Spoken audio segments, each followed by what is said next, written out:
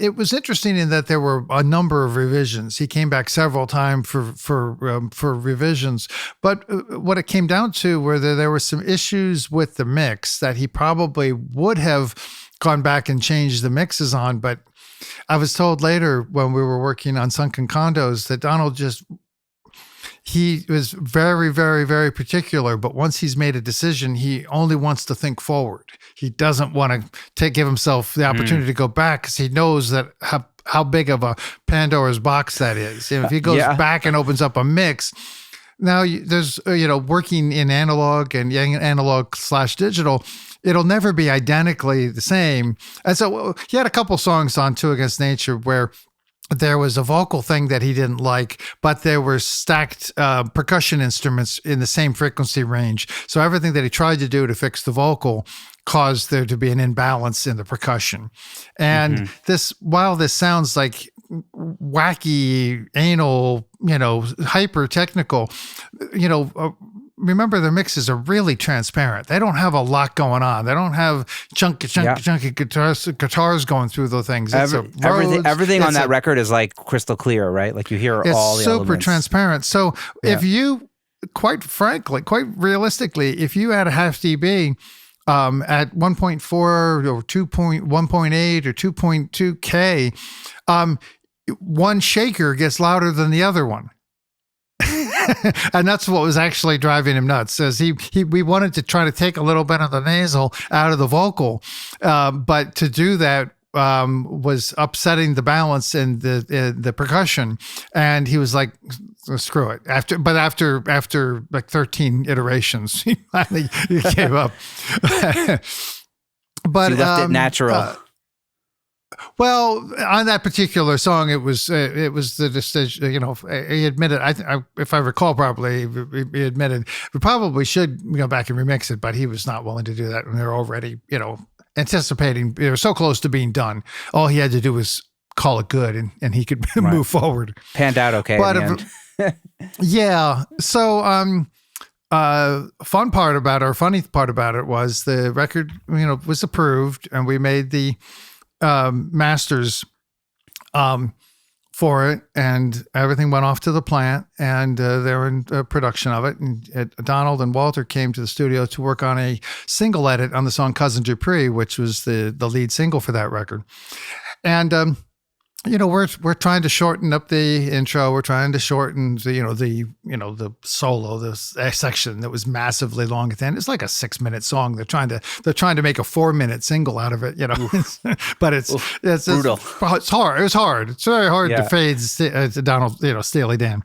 Well, it's not hard, but it's hard for them to give up on any part of the song. But they recognized that they needed to. and Walter and Donald were in the back behind me, cracking each other up, just making jokes. Shit that was going over my head the whole time. I had no idea what they were talking about. They were laughing and having a good time.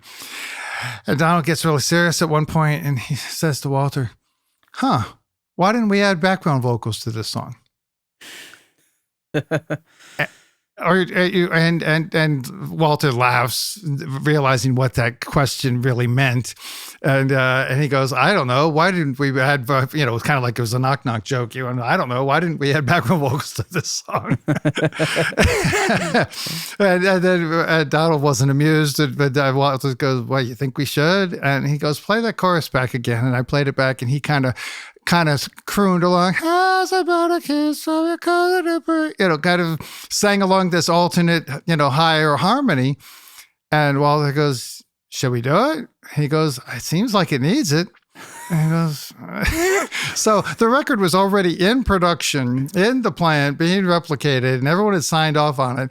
And they had, right from my studio, they called Roger Nichols, they called the background vocalists. They got, the next day, the session was set up at the studio, flew Roger in from he was probably in Florida or someplace down south, and recorded the new vocals, which weren't subtle. There was some oohs and ahs that they added, and they did a whole chorus vamp thing, and quite frankly, they I don't think it's hyperbolic to say that it went from an average song to a potential hit song. Yeah, in that moment, where they could have just called it good, and it would have been good, but they, Wow.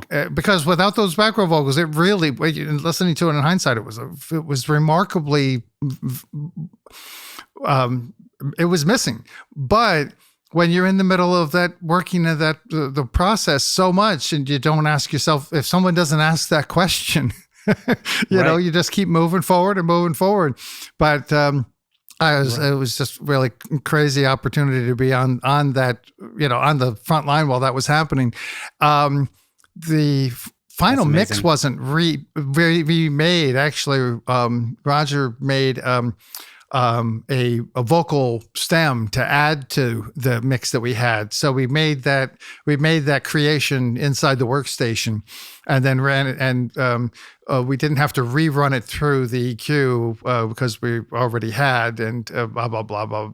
One thing led to another, and the three of us at the studio at the time stayed all night remaking all the master tapes, the CD production masters that had to go back out again that night once it was approved, and it was pretty crazy. But then that becomes becomes a Grammy song and a Grammy-winning record, and I have to give him full credit for when perfect wasn't close enough, or when not perfect wasn't good enough. That's a full circle on this conversation, right? It's like that. Yeah, absolutely. Wow.